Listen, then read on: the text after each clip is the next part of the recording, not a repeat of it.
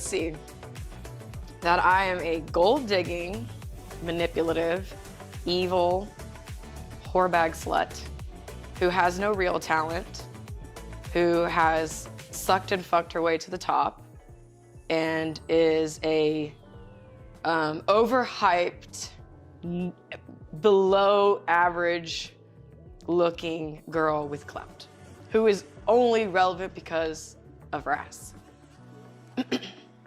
Well, damn. Cut, end of story. All right, well, now see, I think one of the things that makes me a little bit unique is I don't come from what I consider to be the industry. Okay. Athletics, entertainment, music. I was on that side all my life. Mm-hmm. So the world you live in, the world you exist in is pretty much foreign to most of the people who have something to say about it. Right. What do you think people get that The point of longest. view? I mean, because you said the first thing is that you are a manipulative gold digger. Yes. All right, whose gold have you dug? That's a great question. I'm not gonna lie, if I'm a gold digger, I'm a really bad one, because I feel like the reality is that I have this list of guys, high value, highly sought after men, and there was no financial gain. So I think if I was a smart sugar baby or gold digger, that there would be at least something physical in front of me, a car, a condo, bags, shoes, something, money in my account. That never happened, and maybe that's just where I'm foolish. I mean, the first time I heard about you was the book. Mm-hmm. Everybody was like, oh, this, because people had said, hey, because and this whole ethos or this whole thing is like, first it was Karen Steffens and this tell-all book. Yeah. And then they were like, oh, well, Karen Steffens like story. And I'm like, okay, well, like to most consumers, I'm like, okay, whatever, you wrote a book. And from what I understand, the book, you told stories, you used different names, but all these people are celebrities and musicians and entertainers. And Allegedly. well, they're not accountants, engineers, they're not IT coders, they're not people who have 8 to 5s. Mm-hmm. Or are they? Well, I guess that's the $1 million question, isn't it? Okay, well, I don't know. So, gold digging, has any one of these men said you gold digging? No. There's no supporting evidence. I think it's just public speculation. I like to call them fan theories. Very interesting. To be honest with you, my biggest thing is I'm from Ocean Springs, Mississippi. Oh, damn. Yeah, do you know where that is? No. Okay, exactly my point. No, but it's Mississippi, goddamn. I moved from Grand Even Rapids. Oklahoma looked down on Mississippi. Shit. All right, so Gangsta up in I think for me is just I built my following from the ground up, and as you grow. Why do your following on Instagram? Yes, because I started my Instagram account the summer of 2012. Why? Because at the time I was doing fitness, and I actually deleted my social media for the boyfriend Was there some kind of soccer video? I used to play soccer. I used to have a real talent. Okay. So what was the first video that kind of launched you was back in 2012. You did fitness. Because I remember hearing something about some soccer video that you did. Did it get a lot of views? Yes, I would always, shoot the ball, but it would be in like short shorts, ass out, and then I sometimes would twerk in there.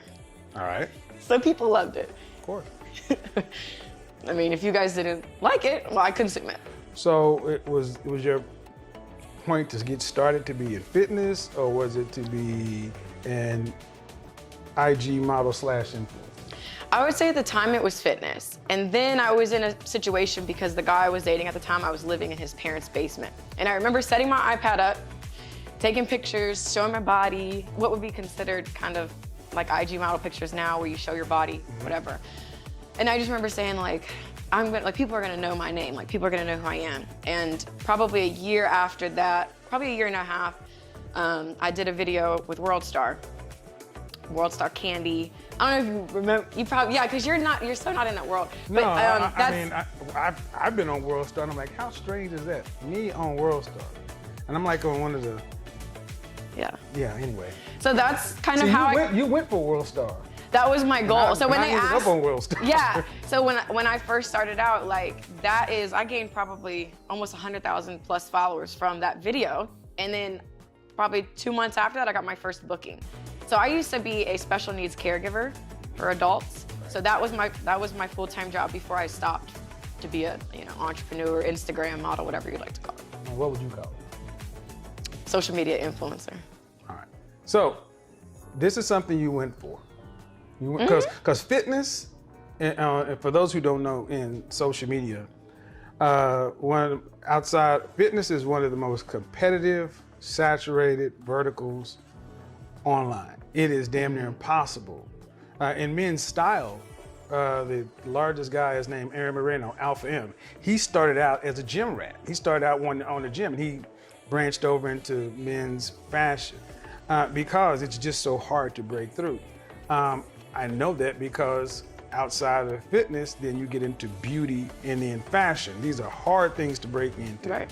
So typically, it's not uncommon for people to start it and then recognize that you're not going to get any bandwidth. I mean, believe it or not, I'm an image consultant and a fragrance reviewer, and I trudged along for 5 years and nobody knew about me until I decided to start talking about what my clients talk about. Yeah. So, but the point is, you decided to go for this. So you went on World Star and all this other stuff. Let's skip all the way to that. Okay. If you could do it all over again, would you choose it? Absolutely. Why? Being honest, I feel. Well, we're gonna get honest either way. I would say that there's a lot of privilege that comes with this. You get to skip the line, and once you reach a certain level of status, really the world is your oyster. As far as I've gotten acting roles simply just off my Instagram. Really been able to do different speaking engagements. I've been able to just not have actually have to clock in since 2013. So I would say yes, because I don't really take direction that well. I feel like, here you go. I'm self-aware. In 2022, self-awareness is sexy. Remember, boys and girls. That's what 2022 is about. Self-awareness is sexy. And I feel like in this position, I've gotten to make more money than I would have made being a special needs caregiver. And in turn, being able to not only kind of put myself ahead, but also help people around me. So I have been the breadwinner for my family. And to be honest too, because I remember, the first time I watched you was when you were sitting out with those girls, the OnlyFans stuff. And they all got up and everyone was so mad and whatever. I feel like I've made a lot of money and I've blown a lot of money. Okay. And it's taken blowing money and really having my son and seeing reality for what it truly is, to be more mindful of it and start thinking long term. That's sad, but it's that's what it just took. Well, okay, so. Lots to unpack. Well, no, because I'm kind of experiencing that myself, because coming from a long working life, yeah, there are a lot of advantages that comes along with being in the public eye, but there also comes a lot of limitations. Yes. And those are different for men than for women. Agreed. There's a privilege that we have to acknowledge for women. Well, it's easier in some areas. Well, I mean, okay, so while you do get to skip the line, all this other kind of stuff, you also get labeled for doing things that would only make sense. Yeah. Okay. Do you relish the label or do you resent the label? I think you have to take the good and the bad. So you can't be like, I love skipping the line, but I hate when people call me a whore. It's who cares? I've been called worse by better. So, and one of the things that I think is interesting is anytime I see you, I always see the industry. And it's like, you guys live in an echo chamber. It's an echo chamber because most of the people who watch World Star would never have a chance to be sitting here talking to you or be you. Right. So this is conspicuous consumption at the digital level. you get privileges from it, but there's a real cost. What's the cost that you've paid in your personal life? In your professional life or your personal life? Take either one. I would say if I wanted to be a teacher, that I would most likely never get hired anywhere. So that's a reality that you have to accept. I also think dating, because I'm so vocal, and just because it's like, it's hot under these lights, So it's like, I think dating has probably been the hardest thing for me. A lot of my friends, we just don't have the same problems, it seems like. Dating. Yeah, and I mean, to be honest with you, it's kind of like you almost have to keep it going, because if I'm Brittany Renner and I've been doing this for almost 10 years now, and let's say I fall off and now I'm working at Target, it's not that that's a failure, but there would be ridicule that comes behind that. So I feel like trying to have maybe more sort of a everyday career going from this realm to this realm, I think it would be a tough transition. I don't think people would be supportive of it. I think one of the questions that more people ask than anything else is how much of this is real and how much of it's to keep it going. And as somebody who sees the world from a different angle, do you have an end goal? My end goal would be to utilize my youth, my beauty, this position, to create opportunities in the now for the long term. So podcasting, hair company, skincare, like certain things that I feel like, what is that? What does that mean? Because look at you were processing a thought when I was talking. Okay. So yeah, I mean, I think my biggest end goal is one of my bigger end goals is to have my own podcast. I think one of my favorite people I loved watching in high school even was Wendy Williams. And I love that she was just so raw, so real. People can say whatever they want about her, but she speaks her mind. So I think that especially in the podcasting space, and even just, Wendy's older, there's not really a female voice that isn't just like politics, that's not covering the things that I feel like I'm not afraid to cover. So I just think right now, to be honest with you, like ever since I had my son, it was the first, no, I lied. Because when I was pregnant, I used to watch your lives. And so when you would talk about, really helpful stuff. When I would watch your Instagram lives, you would pose so many questions that I did not have the answer to. I'm 29. And when I would listen to you, and people would get triggered, but I'm like, when you really sit down and you take away tone, you take away whatever people think about you, it's actually very helpful if you're willing to listen, but a lot of people don't listen. So the people you've mentioned, Wendy Williams, and then even your persona, do you relish being the rebel? I love it here. I'm free. Okay. I mean, to be honest, like this type of freedom and saying the things I've said and doing the things I've done on a public level, there's probably a lot of opportunities I will never get because of this level of transparency, which is fine. But I feel like if I'm gonna go all the way, it's like I gotta rock out with my cock out at this point. That's how I feel. So, is there a model for what you want to be? Because if you mention Wendy Williams, okay, she has achieved a modicum of success. Yeah. But it's also, depending upon where you sit, there's a lot of downside that comes with that too. Correct. When you're 60, what do you want your life to look like? That's a great question. Yeah. It's something I have been thinking about. I think one of the biggest things I've taken away from your Instagram lives is if it's not gonna be a man, then you're gonna have to make up that financial difference. Well, assume that. And I mean, a man is not a financial plan, but you're saying, Well, assume that you already have more earning potential than you've had previously. Correct. Quality of life. What does that look like? Because I know there are a lot of women who are very financially well off. Yeah. Who I personally know aren't happy. But they're doing what they have to do And they don't have as many choices. At 29 years old, is what you want to do, has it been done yet? Meaning, like Wendy Williams, Oprah Winfrey, these kind of singular people. A lot of women will look at those women and say, "Oh, they're strong, independent." A lot of men will say they look very sad. I mean, that's just. It's all about perspective. Well, yeah, but it all comes down to what, when I used to teach my men in training stuff, I would say, gentlemen, life happens outside and life is about people. And that's one of the things that coronavirus crystallized for a lot of people, that when the world shuts down, what do you have?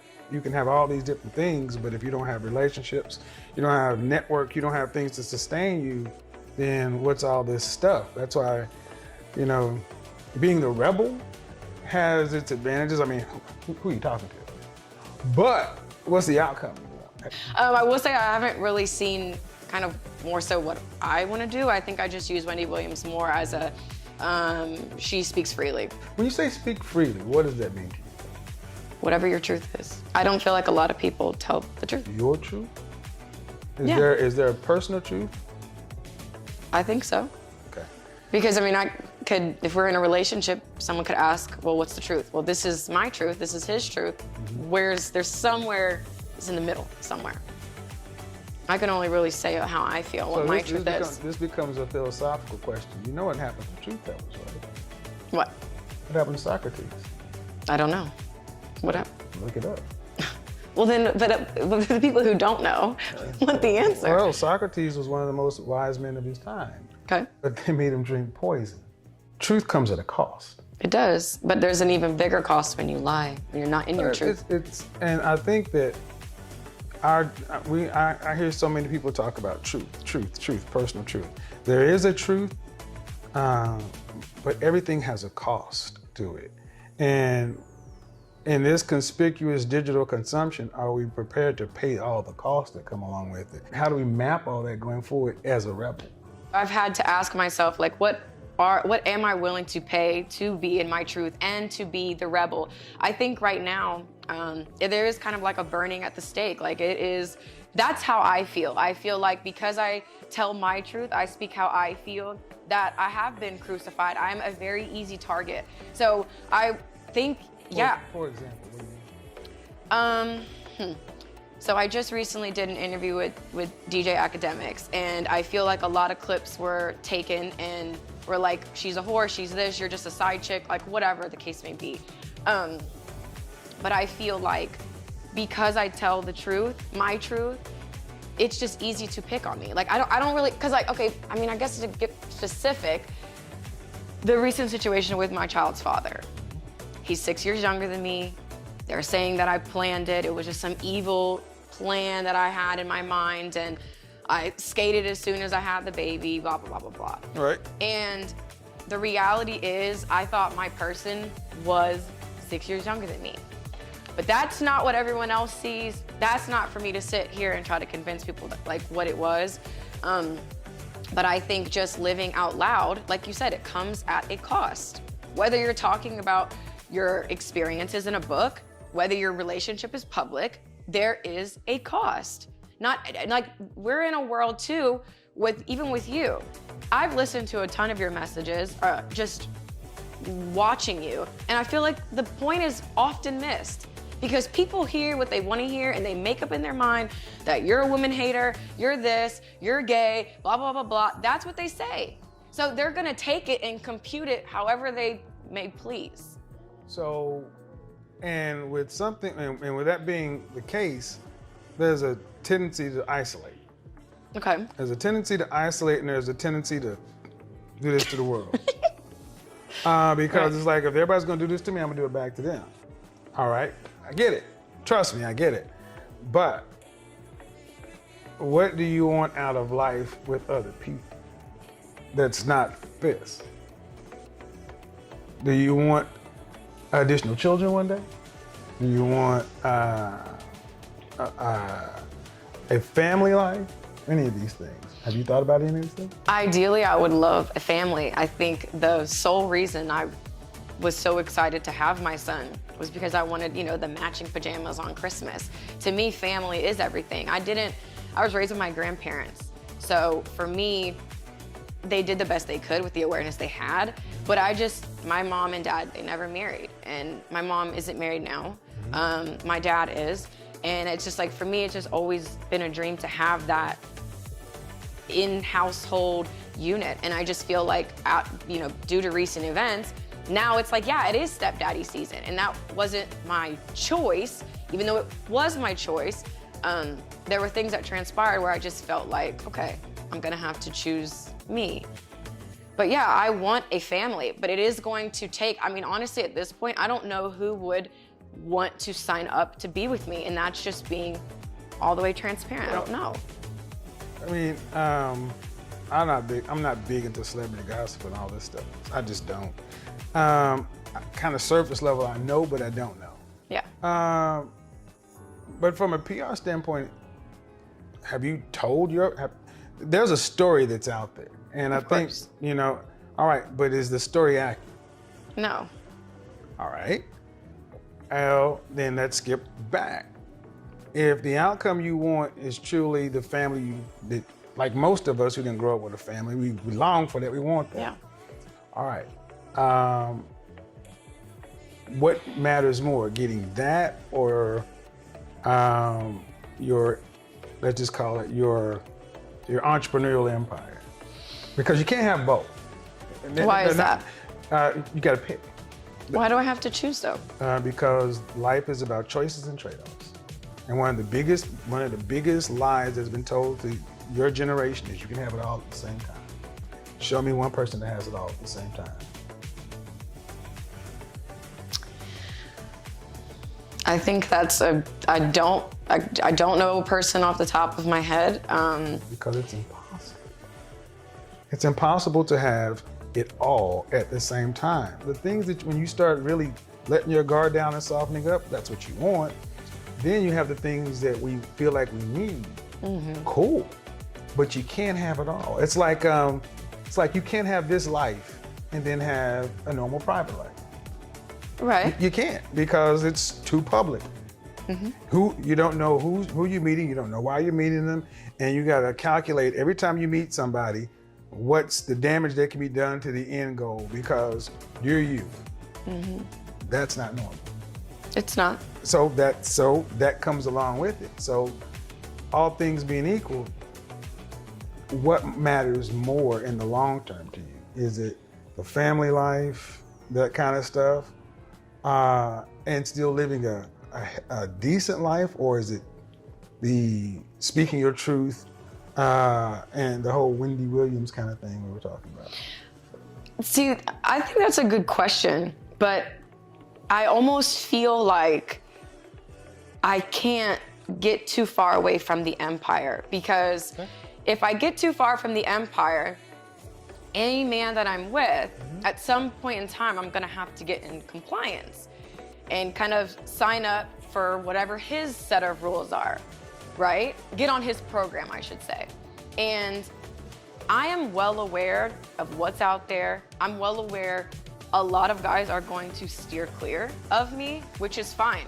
So that's why, as much as I want the family, I want the matching pajamas on Christmas, it's almost like I can't really put all of my eggs in that, because I'm going to have to make sure me and my son are financially okay. No matter what happens to his dad, no matter what is to come, I feel like I can't just say, oh, I just want a family. Like, I did that. I wasn't really posting on social media. I had to kind of trade off. You want to be able to sit at home, not work? Well, there's certain things you're not gonna post. Well, I often hear women say these paradoxical things that I want a family, but it's almost like you want family without the compliance. It's not that there's anything wrong with getting compliance. I just feel like when you are under a man's roof, under his law, if you're not okay with certain things, the only way that you can is if you have your own thing. So it's like, if I don't like your set of rules and I don't have anything to fall back on, then what am I gonna do? Like, I have to be able to stand on my own. So it's not that empire's more, Well, I mean, see, and this is where we end up getting to so at the end of the day, it's you ahead of the things you say you want. Because human beings are meant to pair up and be in family units. That's what we're meant to be. So it's like, what I'm hearing is what I typically hear: fear, scarcity, and lack. It's like, well, I can't put all my eggs in a basket with a man because it could go awry. So I need to have an extra strategy and a backup plan. Okay. And no matter how we get to it, it's 1 foot in, 1 foot out. Because you can't, because it's like, if you're on a man's program, the implication of being on a man's program is somehow fraught with risk and somehow negative. I can only speak from my personal experience, and when I was with my child's father, there were kind of a certain set of expectations for that relationship. And if I didn't want to have to pay bills, didn't want to work, you could have the car, we're in the $1.6 million home, like, you really just kind of sit down, shut up, suck a dick, and be pretty. And that's cool. Like, some women sign up for that. But I do think too, like you said, they are allowed to weigh their options. I can't remember the terminology that you used. High value men don't cheat, they exercise options. Right, they exercise options. So to me, I feel like unless you are ready to comply to whatever demands or rules that they have, then how can I comfortably just say, I'm just all about family? Well, I mean, a lot goes into that too, because it depends on the kind of man you deal with. The kind of man you deal with, the age of the man, the environment they live in. I mean, the stuff that I think of when you're talking about that, I come from the corporate world. It's not like, the money isn't the same, but it's a different way. It's a different thing. So at the end of the day, what I'm hearing is, from where you've been, I need to insure myself. Fine. But once that's insured, is that enough? Of course it's not. I could have $100 million in my account right now and I'm still gonna be a miserable bitch. So this is why I'm such a big advocate for therapy, especially in the Black community. We don't learn how to do relationships. Right. We don't trust each other. We barely like each other. We hate fuck a lot. Yeah. So, and to be some of the most romantic, dreamy people, when it comes down to relationships, we don't really speak very highly of them. No. So how do we fix that if you got to protect you and men feel like they can't trust women like you? That's a fair question. It's like, and here's the thing: who gives up first? Who says, all right, I'm tired of fighting, I'm tired of warring? Do the women stop or do the men stop? Well, how would I get a man to trust me? I feel like the only way maybe a man would trust someone like me is if I had my own and I could. If you have an answer, I'd love to hear it. I feel like, how else am I supposed to? Because most of the time you talk, you say, I feel. When women run your feelings through your logic. That's fine. Your logic through your feelings. That's fine. I feel. I get it. How do you get to it? Well, one way is ditch the rebel. Did you want me to ditch a part of who I am? Well, okay. That's a big cost for me. Then just like a man choosing to have a family, he has to ditch the bachelor. So, you can't get it any other way. See, this is the thing. Modern people, modern women, you want everything. Everything is a cost and a trade-off. And at the end of the day, when you're 60 years old, it's holiday season. right. What do you want? Don't tell me about what you had. Tell me about what you want. I mean, holiday season, it would be a house full of family members and my husband and, Well, I would like. What man wants to marry a rebel for a wife? Well, in all fairness. Go ahead. Now we're getting into it. In all fairness, the rebel, there are people who love that. The free spirit. Me being a rebel doesn't mean. Great short term. But I guess I'm confused where being a rebel is something I would have to abandon if I'm willing to. Okay. Because bachelor and rebel, they're very different. Like, I'm not single doing certain things. But wife is a role. Like husband is a role. That's why I don't believe in this partner stuff. It's roles. No matter all the stuff you may say and you and I were married, and this is our home, our theater room. There's a bump in the night. I have to stand in front of you and take the bullet. Right? True. If that's how you feel. If that's, yeah. No, okay, yes. I would want you to take the fucking bullet. Get up. No. Kill the spider. We're in rural Mississippi, and there's a bump in the night. And all right, who has to stand up? Who has to risk? What's my role? The protector. Right. So I got to be willing to die for you. Yes. You just got to listen to me. There's nothing wrong with listening. Well, it's the exercising the options for me. I cannot. I just will not. I cannot. I am okay with full transparency. If you're saying, hey, you know what? I want to be able to sleep with other women. I don't want you to question me about it. I want us to kind of have maybe more of an open relationship. I can sign up for that. I cannot sign up for a liar. And a lot of the Instagram lives I've caught of yours is when you're talking about exercising these options, it's almost like, well, Beyonce got cheated on. So you think you're above Beyonce? Like, why do you, she took her man back. Now, one thing I do a lot of facts, data, statistics, and I have bullet points on when I say exercise options, what are the things I say come along with the man's side? Refresh my memory. Let's hear those bullets. No, so you've never heard that. Like you said, people hear me and you watch me, the exercise options thing, do I just say that a man can just come in and do what he wants to? What are you, I mean, can we get clarity then? What do you mean by that? All right, high value men don't cheat the exercise options. So when I say high value men, 6 components. $10,000 a month or more, Dallas, Houston, Austin, San Antonio, Atlanta dollars, cost adjusted for your city. If you live in New York, you need more. You need to earn that money for 3 to 5 years.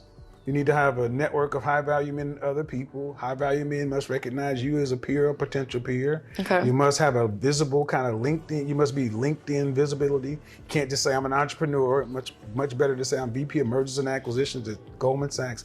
And 6, you are of use for others into the group. So I don't automatically throw athletes, entertainers, and musicians into high value because they make money. Okay. There's a big component about that. And you can be high value. That means a highly useful man. But you also must maintain it with what I call DIME, discipline, integrity, morals, and ethics. High value men have options. They don't cheat, they exercise options, but it's not mandatory.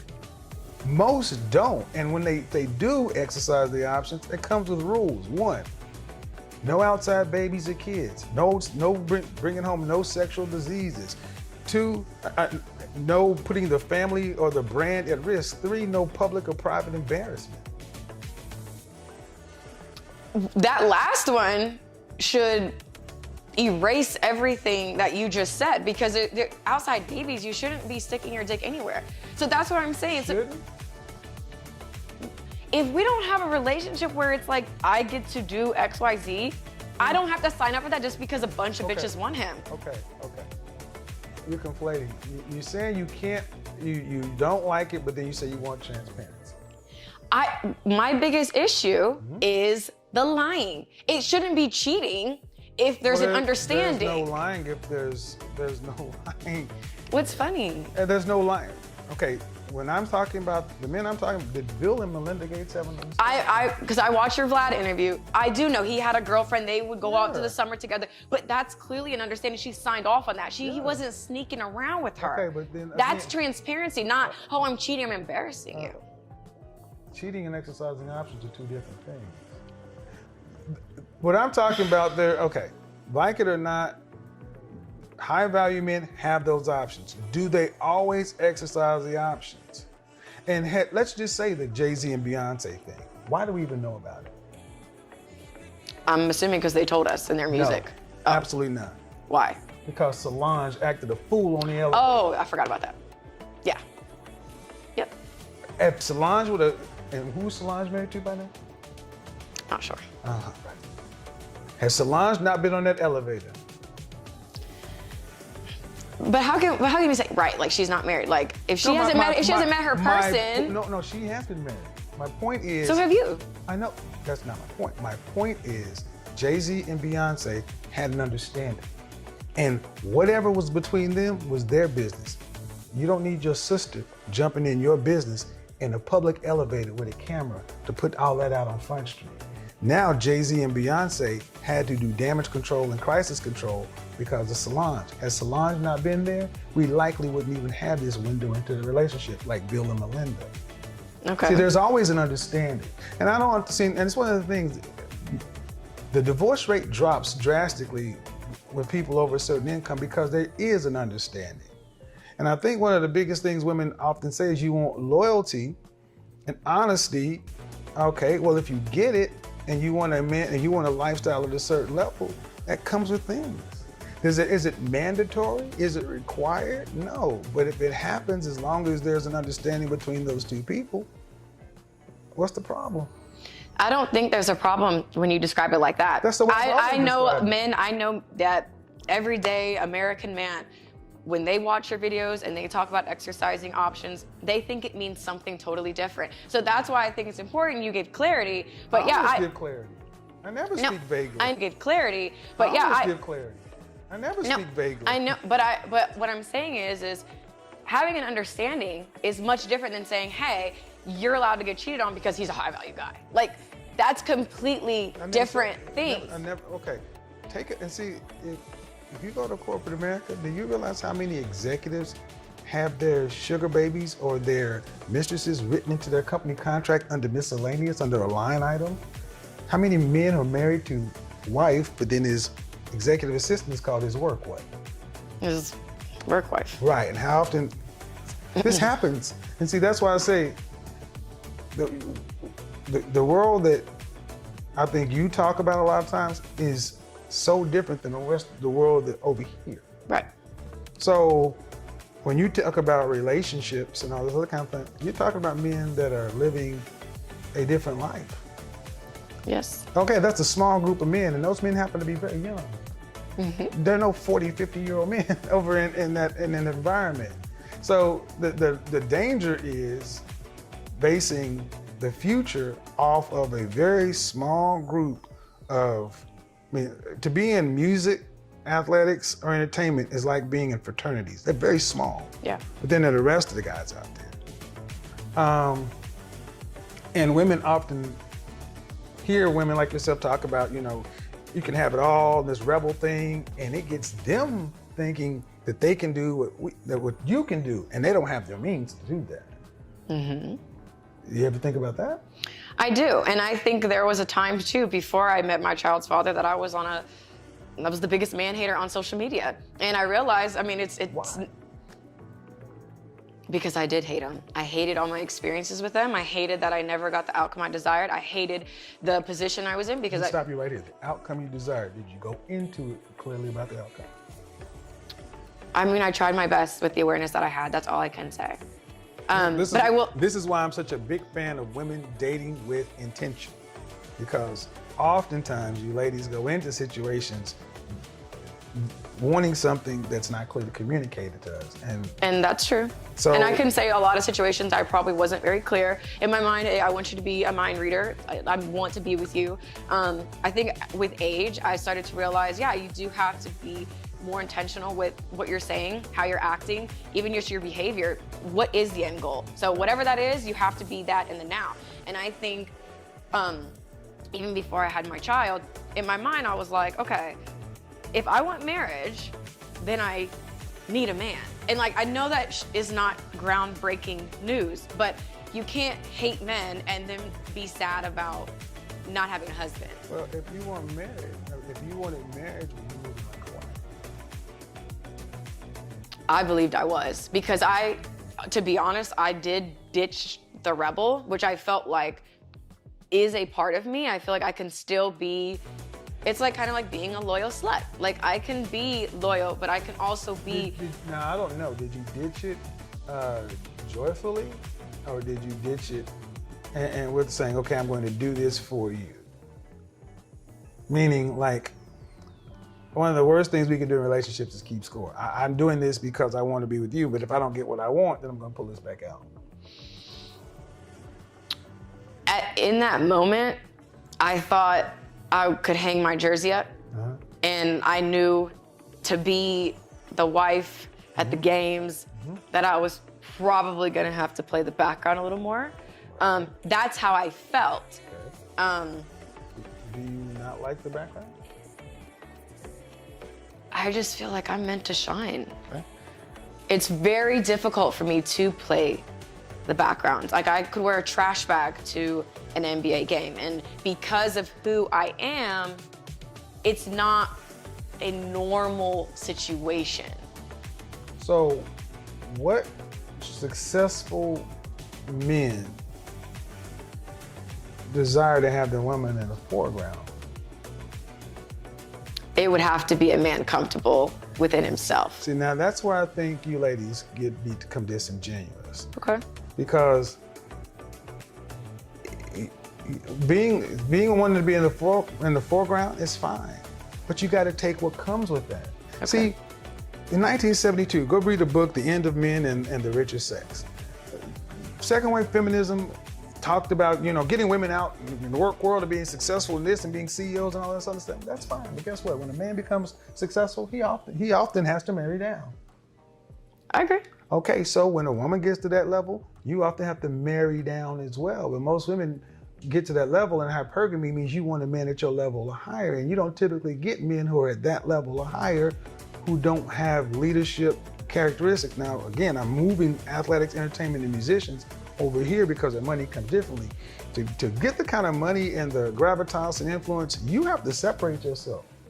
And you don't see many men who separate themselves whose wife in the vice president role is trying to do the State of the Union. Chris Rock said for the longest, we could never have a black president. Why? Because black women don't like being in the background.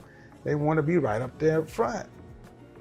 And that's why I'm like, if that's what you really want, are you really setting yourself up for, that's why I say, if you know what you really want, you want to be in the foreground, that life typically ends up like this. Around about 45 years old, you get your young boy toy. How is it any different than a man? Because men get their young hot thing. Well, their PYT. Here's the difference. What is the difference? Okay, here's the difference. Because, see, one thing I really dislike about our generation, we always do this whataboutism. There are double standards. Okay. And you guys take advantage of the double standard just like you have to take it on both sides. The difference is, no life can come out of your situation. A life can still come out of a situation with a man and a young woman. I mean, if the woman doesn't desire kids, what's the issue? But that's if she doesn't desire kids. That means that young man, can't have it. So what's the purpose? What's the ultimate purpose of the family unit is to move the line, right? But can't you still move the pieces forward if you're having that male figure there? That still would be a family unit. A stepdad, like even with... No. If you have a child, yes, he'd have to have a child from someone else. Okay. Or none. So if you, and this is what's starting to happen right now. You're starting to see lots of women in their 40s who are accomplished, who have means or all this other kind of stuff. Either they're freezing their eggs, choosing to become single mothers, because they have more means than the typical middle class woman, or women are choosing to get younger guys. And is there anything wrong with it? No, you just accept what comes along with it. You accept what comes along with it. But one of the things is, doesn't matter what I think or you think, nature looks at it and says, well, this isn't the way nature has it set up. Nature wants us to populate. Mm-hmm. And there's nothing, it's very rare that you can have a 20-something-year-old man and a 40-something-year-old woman having multiple children. Mm-hmm. So even if she has means and he has means, once the line ends right there. Okay. So that's fair. Well, it's logical. Well, it's and here's the thing. This is what I say that for all women. I don't whatever you want. Just accept the outcomes and the possibilities, because you're the freest group of women that have ever lived. You get to make all your choices. Mm-hmm. But life for men is about choices and trade-offs, and life for women is about choices and trade-offs. But in my personal opinion, decisions made in fear, scarcity, and lack tend to be wrong-headed decisions because they tend to reside in anxiety and stress. There's no peace there. There's no tranquility. There's no, it doesn't tend to lead to the idyllic ending you're talking about, the matching pajamas and the family. There's family, but it's not what we envision. Well, one of the things I've learned in therapy is, you know, I have to be happy with myself. And I believe that a lot of times when I would go into relationships, I thought it was about, you know, self-sacrifice and putting my needs and wants and desires on the back burner. And the reality is that a man is not a financial plan, and I have to be able to stand on my own 2 feet if I want to be taken seriously by the guy at Best Buy or the guy in corporate America or whatever. So for me, it's not that oh my gosh, I'm building an empire out of fear, because that's gonna crumble. I am doing what I want to do. And I think from fitness to doing a podcast, I care about helping people be honest with themselves, live in your truth, and like you said, accept whatever comes behind your decisions. So you want to be the free-spirited, free the nipple, you can do that, but you have to be intentional and just accept whatever comes with it. So I'm gonna be honest, I feel like I'm on a roller coaster and I have no idea where it ends. I didn't even know, if you would have told me 10 years ago, I'd be sitting on this couch with you, getting to meet all my favorite people, skipping the lines, having opportunities because of my Instagram post, I would say you're crazy. I didn't even know I could have a 10-year run. I didn't know I could make a career out of being beautiful, having a nice body, and opening my mouth, ultimately. You know, so I don't know where this ride ends. I feel like I'm stuck in Disney World and I don't know how to get out. I don't know where to go, but all I know is, what do I like to do? I like to talk, I like to help people, I'm outspoken. I know that me speaking, there is a message in my mess. I could not be able to help people if I had a perfect life. I don't know why. I feel like I'm being burned at the stake in, you know, present day, but I have to accept what comes with that, because me playing the background, me playing small, me not using my writing abilities to write a book, to speak, because I do this. There's not a lot of beautiful women in my position with my platform that can sit here and do this. There's not a lot of women that would even have the courage to sit in front of you. So I don't know why I have this strength, where it came from, what I'm gonna do with it. I don't know. I wish I had that answer for you. And I don't know where it's gonna take me. I just have to follow my heart. Well, I look at, as somebody who talks to women, most people don't see is when I'm not on YouTube, I do an average of 3 sessions a day with people around the country, people around the world. And yes, in the short term, everything you're saying is right. But ultimately, we don't sit down and we don't ask ourselves long term, what do we want? How does that look? And we wonder why we don't end up getting where we want to. I just don't think women standing alone is helping anything in the West. Societies are crumbling right now because marital rates are dropping, birth rates are dropping, singleness is on the rise. And what you don't hear is you don't hear a lot of happiness. And what you tend to hear is, well, I gotta do what I gotta do. From the woman's side, and I gotta do what I gotta do from the man's side. All right, cool. The difference for women and men is life starts making choices for you guys before it starts making choices for us. You, at 29? Yep. 29? The danger zone. Right.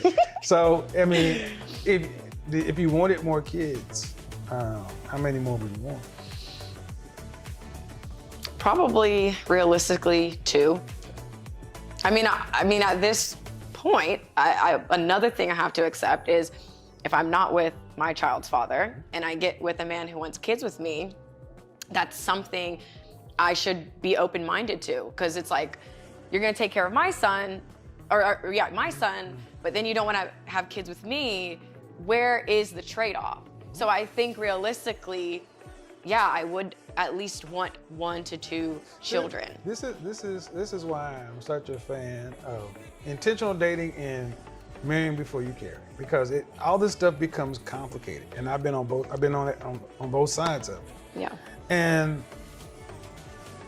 I guess especially in our community, it's what are we going to look like as a community in 50 years? Because I don't know. Black women, you're divorcing at twice the rate you marry. And the marital rate in the Black community is 30% and teetering. And when the baby boomers are gone, and it's like we all tend to be sure about what it is for us. But at what point do we have responsibility to anybody else other than ourselves? Bum bum ba dum. Well, I'm asking you. Well, I can probably speak for everyone who's going to be watching this. I don't really think anyone gives a damn about what everyone else has going on as a society. What does this look like? I think that's just me being honest. If that's the case, then we should stop talking about all this community-ness and Black Lives Matter, and we should just be a bunch of individuals and just get with whoever we get with and do what we do. I mean, that's kind of what's happening. I think people just like to fake the funk for social media. But I mean, the reality is if there was true unity, we wouldn't have to what do you think that rally. Do you think that comes from the men's side, or do you think that comes from the women's side? With what? With rallying or what? No, just faking the funk, doing what you want to do. Do you think women want to be married and have children and have a community more than men want to be married, have children, and have a community? As a woman and as a woman of a friend of women, I can tell you the women are not talking about. I mean, it's like we all want it, but it feels like the men, they might want marriage, but a lot of the same stories is, I get with a guy, I could see he's the one, I want a family with him, but he's a cheater. And that's how a lot of, like I said, personally speaking, I'm not speaking for all the women who are watching, or men, but I know relationships end for other reasons, but a lot of my friends have been cheated on, and it's almost like your hand is forced to either then accept it or move on. And to be honest with you, I am not gonna sit here and act like I'm okay with putting my integrity, my self-respect on the line to be married. This is what I think my show has done such a good idea. That has been the prevailing trope for the long. It has been, but you have 54% of Black men who are single and childless. 16%, 30% of Black men are married. So 84% of Black men are responsible for 20% of children. 16% of Black men, the remainder, is responsible for the 80%. When women talk about men who are cheating on them, women are choosing to date and mate with the top 20% of men. Now, I can't complain because I'm in that group. But the way women speak about men is that this 20% or smaller is the entire group of men, when you're not giving any of these other guys a second look. How is it that men who have children with one woman end up having children with two, and you got 54% of men over here single and childless and 61% in the middle class? It's not the men who don't want relationships or marriage. It's women want relationships with a small group of men. And there's a case that can be made that women are trying to force demand onto a marketplace where guys are saying, why do I need to get married when I can have you? And you can say what you want to about cheating, whatever. There'll be another one tomorrow. This is the demand go ahead. Bye-bye. Well, but how does this end for women though? When you end up, it sounds good to say bye-bye, but when you end up, when you push demand to the tippy top, okay, you end up having a generation of unmarried, unattached women to now women are starting to, single mothers. There was a story about three single mothers marrying each other, Sorry. moving into a home and raising the kids together. And this is I guess. this is happening in Korea, Japan. Here's the net. We don't push We push, especially in the Black community. We push business and entrepreneurialism and degrees and careers to our women in their prime years. When you ask the average Black woman, hey, about getting married at 24, like, I'm too young for marriage. Like, really? No. So by the time it starts getting real, it's like, well, you're older, you're more experienced, you make more money, and naturally it's like, well, the men you want men to have at least stuff on your level. And if we don't start being honest and talking about, many of our women say they want marriage, or want marriage and kids and family, but they don't move like that with the majority of men. They don't move like, and Black men are any. So it's not like in this case, Black women are marrying any group of men. There's just so many Black women are just single. Mm-hmm. All right, well, the world doesn't work that way. You can't be a single woman with a child. And unless you're in the top 10% of all earning women, that's just a formula that doesn't work. But wasn't your mom a single mom? And she never married, correct? It's also a much different time. My mother grew up in a time where Social Security is in effect. Okay. The median, if you just look at the numbers, and my mom did get married at 50, matter of fact. I know, but that also should give women hope too. She got married at 50. But she was raised, but see, my mother was also raised and taught how to be a wife. They just rebelled. And they would tell you that they looked at their mother's generation as they were foolish. And, you know, we can get into that subject, but many women will tell you, if they're being honest, that they knew right from wrong, they knew what they should have done, and many of them passed over suitable men. And why I'm so much on this buy a dog and die alone thing is because I see it happening. Right. Because I mean, number one, wages have been flat since the 70s. Wages have been flat since the 70s. So the money has increasingly gone to the top. So when my mother was coming along, my grandfather was coming along, you could actually provide for a family differently then. Today, you cannot do it on one income. You just can't. So that's one single person. And then when you start factoring in children, it becomes even more dire. That's why I always continue to push the numbers, asking women like, okay, then what are you going to do? If you're not going to be in a relationship or marriage and you're not going to take a slow, methodical approach to life, what are you going to do? And I think a lot of times women hear stuff like you saying, and they say, see, it's possible. But not for the average woman. You have to be a top 10% earner to have the kind of freedom you're talking about. Now, I think, so for that standpoint, do you think, well, what do you think about that right there? I think that's fair. I think the only reason that I've been able to keep everything afloat is because I do make more than the average woman. And that's just the reality of the situation. So I think if I, did work at Target or wherever, we would be struggling. It would be really hard. And I think there are a lot of things to consider. I think even you just saying, realistically, how much money do you make? Realistically, what are you trying to do? What is your end goal?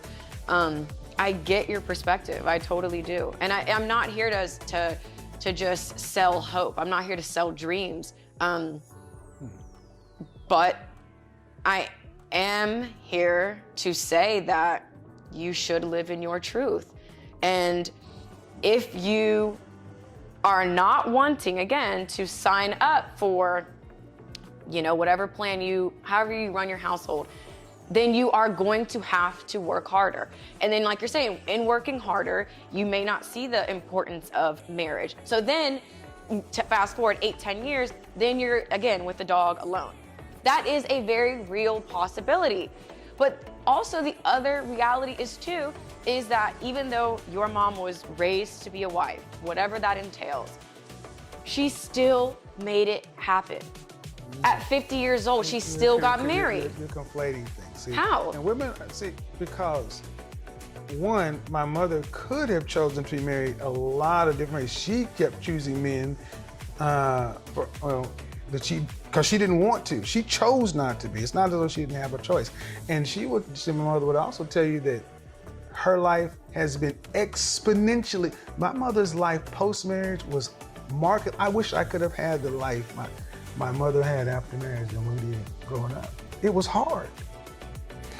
Being a single mother, being a single woman is hard.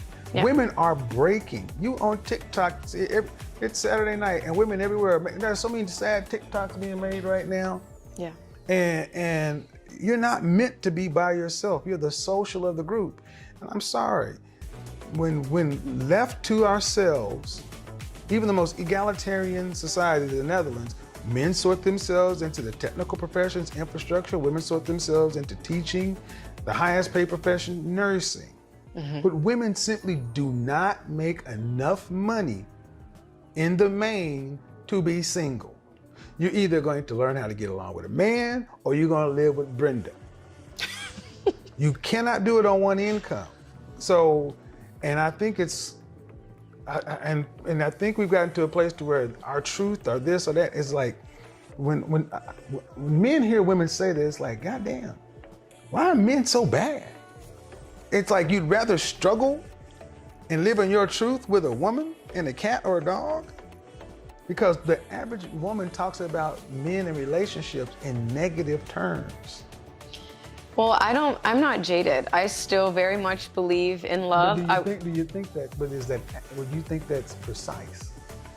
What do you mean when you ask me that? Precise about what? When you hear most women speaking about relationships, are they speaking in hopeful terms or is it in? It's usually Debbie Downers. I feel like I'm probably one of the few women that I know that I'm not jaded. I go into every situation like this could be it. Like, I'm not gonna give up just because it didn't work. That might just not be my guy. But I just feel like you have to be willing to put your heart on the chopping block if you want that. You can't say, oh, everyone's bad, everyone's gonna hurt me, I can't trust anyone. So how would you say you got to the point where you were married? Because I wasn't holding myself accountable for my own bullshit. That's why. And it's easy to point the finger and be like, you're the reason, this is that. And I can really look back and be like, there was nothing about my behavior that even would send a flag like, hey, I actually want to be taken seriously. I think I was like, be a mind reader. I'm gonna text you and talk to you every day. Maybe he'll figure it out and maybe he'll take me seriously. It was a bunch of, there was no intention. And it took I mean, like I said, it's a difficult road. Like, honestly, I'm 29, I had my first baby at 29. I would not recommend being a fucking single mom. Like, this shit is not for the faint at heart. And honestly, my situation is even beautiful because I have help. My mom, anytime I got, like here, my mom is watching my baby. Right. Not a lot of women have help. I'm listening. I posted something on Instagram today. I saw it. It was talking about, Yeah, I posted. should we say when is the wedding and Right. all that shit? This should not be an insult. When a woman says, I'm expecting, say, congratulations, I didn't know you got married. Or congratulations on the wedding. There's so many women who are just losing their mind. And I'm like, that's not supposed to be an insult. That's an inappropriate question. What world are we living in? Yeah. Because the world we seem to live in is women who echo a lot of things I've heard you say today. I gotta get mine, I gotta protect me, I gotta protect my kid, I gotta live in my truth. And that is self above everything else. Where does that leave a community, a nation, anything? Well, I think my perspective on that is a man is more than just what he can bring to the table. Right. And from my security prince to you to my child's father, a lot of men